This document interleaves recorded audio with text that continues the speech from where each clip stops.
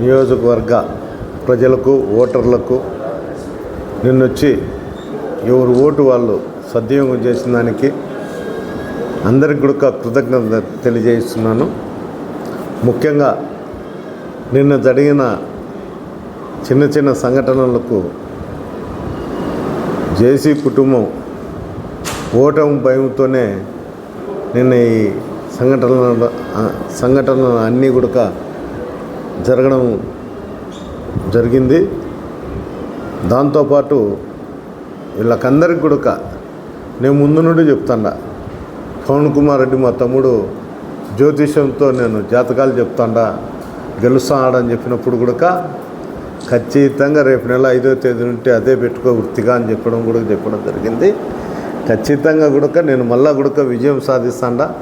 ఇక్కడ ఉండేటువంటి తాడిపత్రి నియోజకవర్గంలో ఉండేటువంటి ప్రజలు, వైఎస్ఆర్సీపీ నాయకులు, కార్యకర్తలు నాకు అండగా ఉన్నారు. అంటే మరోసారి కూడా నా విజయానికి తోడ్పడినారు.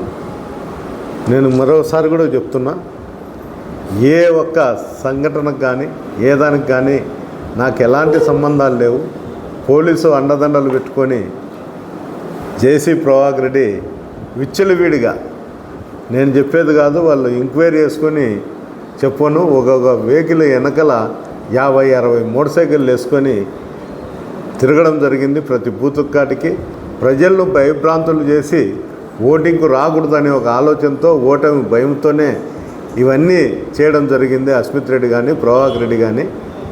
ఎందుకు చెప్తానంటే, ప్రజల్లో భయం చేకూడితే నాకేమన్నా ఓట్లు వస్తాయేమో ఒకటి, రెండోది భయపడి ఎవరు ఓటింగ్ కన్నా రాకోకుండా పోతారనుకున్నాడు.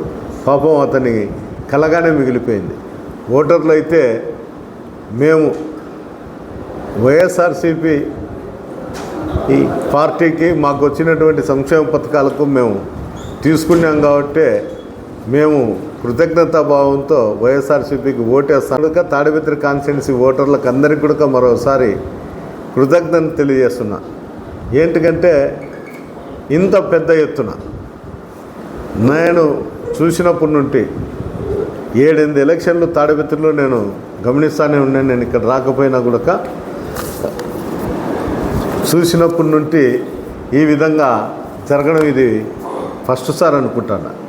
అంతేకాదు, రామకృష్ణ అని అడిషనల్ ఎస్పీ చంద్రబాబుకు తొత్తుగా, చంద్రబాబు కులస్తుడై ఇక్కడ వచ్చి తెలుగుదేశానికి సపోర్ట్ చేసి అక్కడ ఉన్నటువంటి నాయకులకు సపోర్ట్ చేసుకుంటూ ఆర్ఓ చెప్పినా కూడా జేసీ ప్రభాకర్ రెడ్డికి ఎలాంటి అనుమతులు లేవు అని చెప్పినా కూడా ఊరు మీద వేసి తిప్పడం జరిగింది.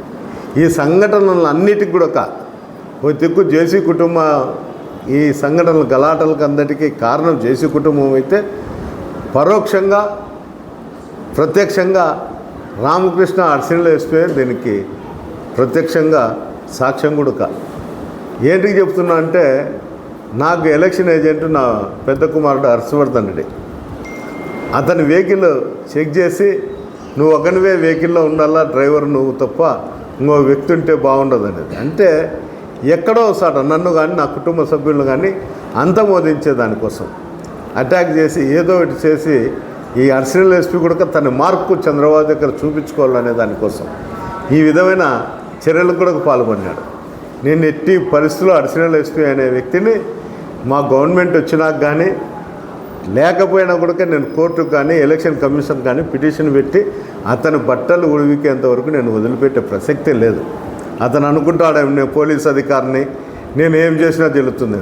ఇట్లా అధికారులను ఇంతమందిని చూసినా నేను నిక్కర్లు వేసుకునేప్పటి నుండి చూసి సాలైంది. ఎన్నో కేసులలో ముద్దాయిలు, అక్రమ కేసులలో ముద్దాయినాయి.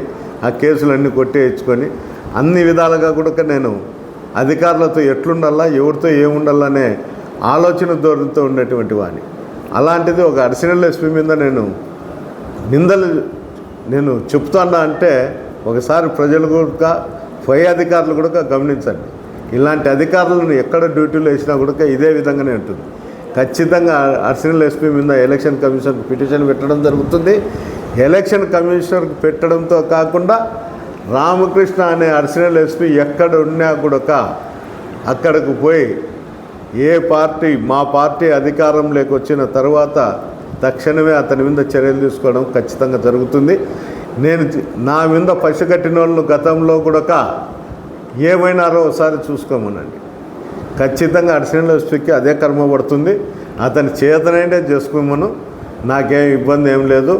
నిన్ననే అతను శక్తివంచన లేకుండా తెలుగుదేశం వాళ్ళకు సపోర్ట్ చేసి నా ఓటమిని చవిచూడాలని చూసినాడు.